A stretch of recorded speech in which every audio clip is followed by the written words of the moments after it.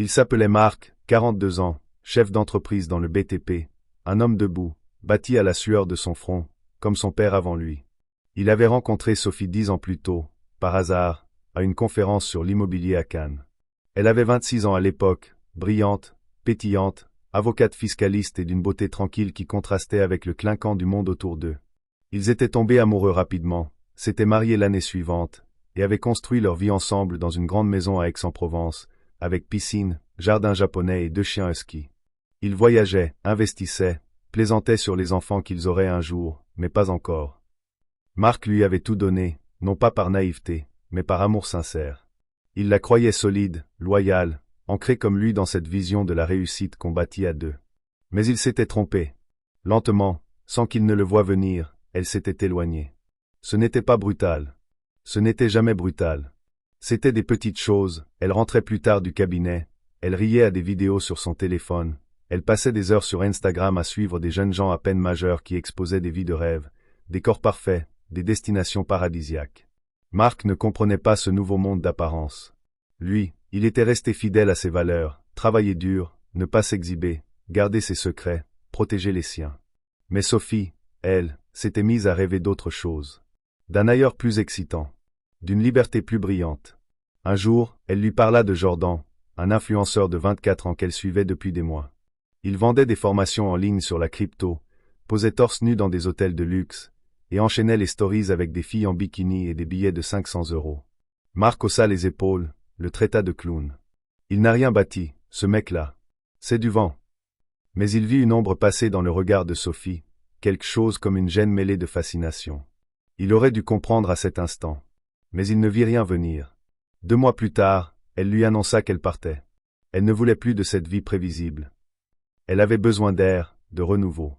Elle n'était pas malheureuse, disait-elle, mais elle ne se sentait plus vibrer. Elle ne mentionna pas Jordan tout de suite. Elle prit ses affaires, une partie de l'épargne, qu'elle justifia comme ce qui lui revient, et s'en alla. Il resta là, sonné, au milieu de la cuisine vide, les 2 chiens couchés à ses pieds, les yeux perdus dans le silence. Le divorce fut rapide. Elle ne demanda pas la maison, ni les meubles, ni même les chiens. Seulement les comptes, la trésorerie. Il découvrit alors qu'elle avait vidé leur pelle commun, récupéré ses parts dans leur société, et vendu en cachette certains investissements qu'il croyait toujours en leur possession. Il voulut se battre, bien sûr, mais elle avait tout bien ficelé. Elle l'avait ruiné, méthodiquement, légalement, proprement. Et pendant qu'il faisait les comptes de sa chute, elle s'envolait pour Bali avec Jordan, affichant des clichés d'eux dans des jacuzzis suspendus, des couchers de soleil et des cocktails aux couleurs surnaturelles. Marc s'effondra. Pas en public. Pas devant ses amis. Mais seul, dans cette maison devenue immense sans elle. Il vendit les voitures, licencia du personnel, ferma certains chantiers. Il passa de patron respecté à homme désabusé, passant ses journées à lire les commentaires sous les publications de Jordan et Sophie. Il se torturait. Il cherchait des réponses, du sens, un signal, quelque chose qui lui dirait que ce n'était qu'un passage. Mais non. Ils avaient l'air heureux. Il y avait des vidéos d'eux dansant sur des rooftop, s'embrassant dans des jets privés, s'appelant mon roi et ma lionne. Il se sentait humilié. Pas seulement abandonné, mais trahi au plus profond de ce qu'il croyait sacré. Mais il ne resta pas à terre. Non. Il avait passé sa vie à tomber et se relever. Alors il décida de se reconstruire. D'abord physiquement. Il arrêta l'alcool, engagea un coach, perdit 10 kilos, retrouva ses muscles d'avant. Il changea de garde-robe, s'acheta un scooter, recommença à sortir, à parler aux gens. Puis il lança un nouveau projet, une chaîne YouTube dédiée à la vraie réussite, celle qui ne se montre pas avec des liasses de billets mais avec des actes, des histoires vraies, des témoignages. Il l'appela l'homme de l'ombre. Il filmait dans un style sobre, élégant, en costume noir sur fond gris. Sa première vidéo s'intitulait « Ma femme m'a quitté pour un influenceur. Voici ce que j'ai compris ». Elle fit 3 millions de vues en 10 jours. Les commentaires affluaient. Des hommes, des femmes, tous bouleversés par son ton calme, lucide, sans haine. Il ne cherchait pas la vengeance, mais la vérité. Et cette vérité, c'est que certaines personnes aiment le bruit, la lumière, l'illusion. Mais que d'autres, plus rares, préfèrent la solidité, la constance. Celle qui reste quand tout s'effondre. Sa chaîne devint virale. On l'invita à des podcasts, des émissions. Il sortit un livre. Puis un deuxième. Il reprit confiance. Il rencontra une femme plus jeune, mais différente, Amandine, professeure de philosophie, passionnée de silence et de forêt. Elle ne postait rien. Elle lisait. Elle écoutait. Elle lui disait que ce qu'il avait vécu était un mal nécessaire. Un soir, alors qu'il regardait les étoiles sur la terrasse, il reçut un message. Un simple salut venu de Sophie. Après 2 ans de silence. Il hésita, puis cliqua sur son profil. Elle n'était plus avec Jordan. Plus de story. Plus de voyage. Des photos ternes dans un appartement quelconque. Un visage fatigué. Un regard moins vif. Il ne répondit pas. Il posa son téléphone, prit la main d'Amandine et lui sourit. Il avait compris. Le vrai luxe, ce n'était pas les palmiers ou les likes. C'était la paix, le silence, et la vérité d'un amour qui ne cherche pas à briller, mais à durer. Sophie regardait son écran d'un air vide. Il y avait quelques miettes de pain sur le clavier, un fond de café froid dans sa tasse, et un bruit de moto au loin qui résonnait dans la rue, comme un rappel de tout ce qui lui échappait. Elle avait tapé ce simple mot, saluant sans trop réfléchir. Juste pour voir. Juste pour comprendre s'il y avait encore quelque chose, un pont, une passerelle entre elle et Marc. Elle n'avait rien attendu, mais au fond, elle espérait. Depuis plusieurs mois déjà, sa vie avait basculé à nouveau. Pas brusquement. Encore une fois, les choses s'étaient effondrées par couches. Lentement. Sournoisement. Jordan n'était plus le même depuis qu'il avait perdu ses sponsors. Une polémique stupide autour d'un NFT volé, puis une vidéo compromettante où il insultait un livreur Uber. Il avait nié, crié au montage, mais les marques s'étaient retirées. Puis les followers. Puis les amis. Sophie avait senti la chute arriver comme une marée noire, collante et inévitable.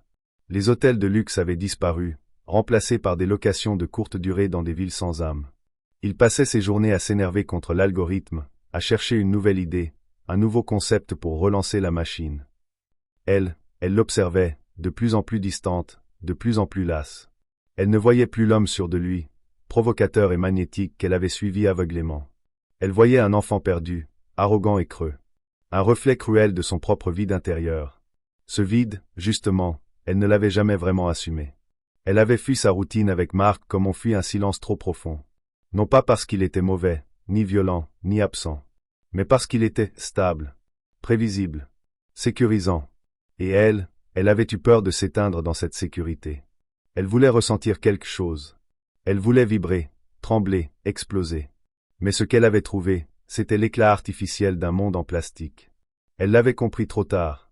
À Bali, entre 2 shootings ridicules, un drone au-dessus de la mer et une crise de nerfs parce que la lumière n'était pas assez dorée, elle avait vu Jordan pousser un vieil homme hors du cadre pour ne pas gâcher la photo.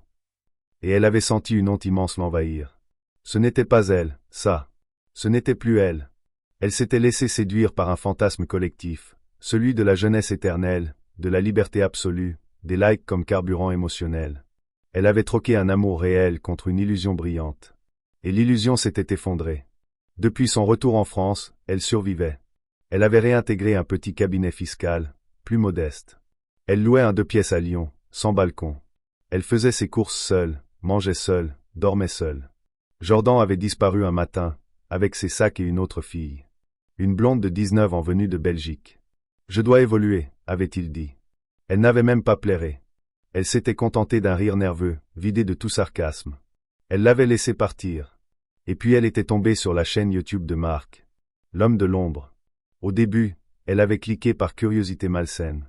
Ensuite, elle avait regardé toutes les vidéos. Elle l'avait vu changer. Sa voix, son visage, son regard. Il était devenu plus fort. Plus beau point était surtout. Il avait cette profondeur qu'elle n'avait jamais su nommer, mais qui l'avait toujours attirée. Un calme. Une solidité qui l'avait tant effrayée autrefois, et qu'elle enviait aujourd'hui. Elle relut son message. Toujours pas de réponse. Elle se leva, marcha dans l'appartement, ouvrit une fenêtre. Le vent était tiède. Elle se demanda s'il penserait à elle en lisant son nom. S'il ressentirait de la haine, de la tristesse, ou seulement du mépris.